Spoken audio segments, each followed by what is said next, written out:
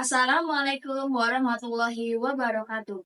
Yang terhormat kepada Ibu Siti Maulur Rahma, SSMM, selaku dosen pengampu mata kuliah Bahasa Indonesia, dan juga buat teman-teman yang pastinya saya banggakan.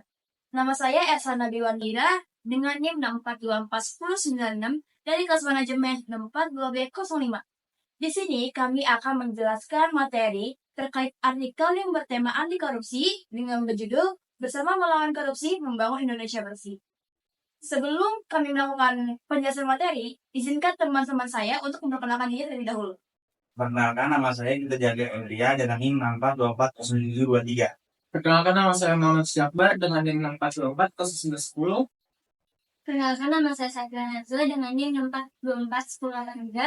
Perkenalkan, nama saya Zahra Putri Amelia dengan NIM 6424068. Perkenalkan, nama saya Muhammad Rafi Radinova dengan NIM 6441084. Perkenalkan, nama saya Adlana Kolbi dengan NIM 642407005. Baik, karena perkenalan kami sudah selesai, jadi izinkan kami untuk melanjutkan ke sesi berikutnya, yaitu penyampaian materi. Kata korupsi sudah tidak asing lagi di telinga kita. Korupsi merupakan salah satu perbuatan yang sudah mulai berubah menjadi salah satu kebiasaan di negara Indonesia. Padahal korupsi dapat memberikan dampak negatif dalam jangka panjang.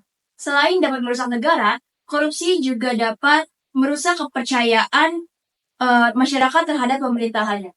Namun, masih banyak warga masyarakat Indonesia yang berpegang teguh untuk tidak melakukan tindakan korupsi. Karena mereka berpendapat bahwa korupsi adalah suatu tindakan yang tidak boleh dilakukan dan tindakan melanggar hukum. Tapi, kalian tahu gak sih apa itu korupsi, dampaknya, serta bagaimana cara kita mengupayakan untuk memberantas korupsi? Selanjutnya akan dijelaskan pada sesi berikutnya.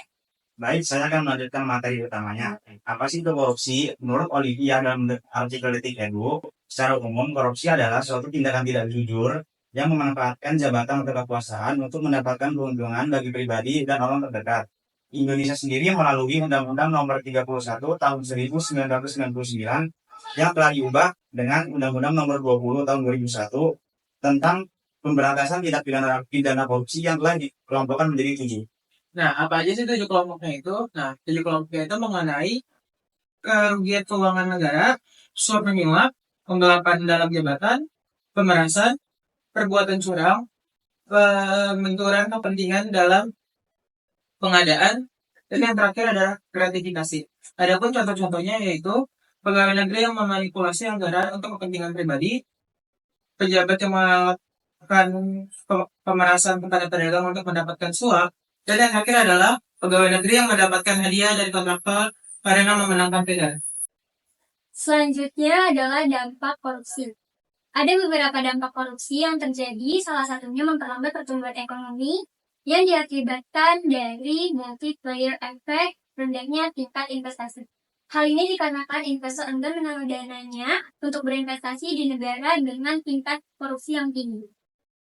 Serta memperlambat pertumbuhan ekonomi menyebabkan terjadinya kesenjangan sosial. Contohnya, orang kaya memiliki kuasa untuk melakukan suap, sedangkan orang yang tidak mampu akan semakin terpuruk karena tidak memiliki kuasa untuk melakukan suap. Ada beberapa cara untuk mengetahui tingkat korupsi di suatu negara. Salah satunya mengetahui dengan IPK, Indeks Persepsi Korupsi, merupakan survei tingkat korupsi di berbagai negara.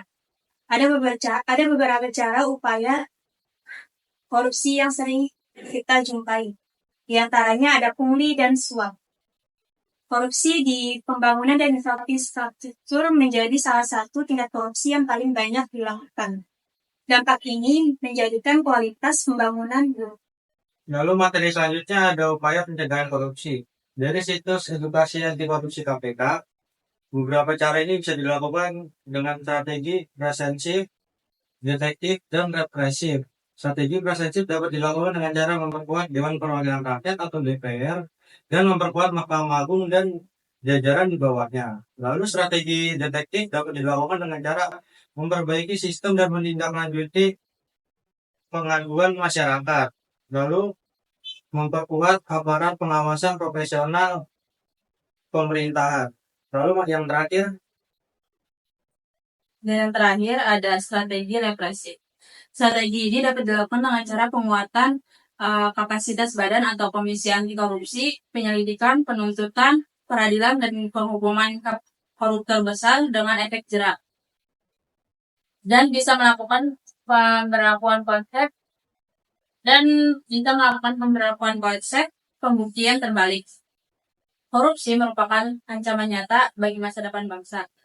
Melalui keberanian untuk bersikap jujur dan semangat kebersamaan, kita dapat mencegah dan mengurangi praktik korupsi dengan memulai dari diri kita sendiri untuk membangun budaya anti korupsi di lingkungan terdekat.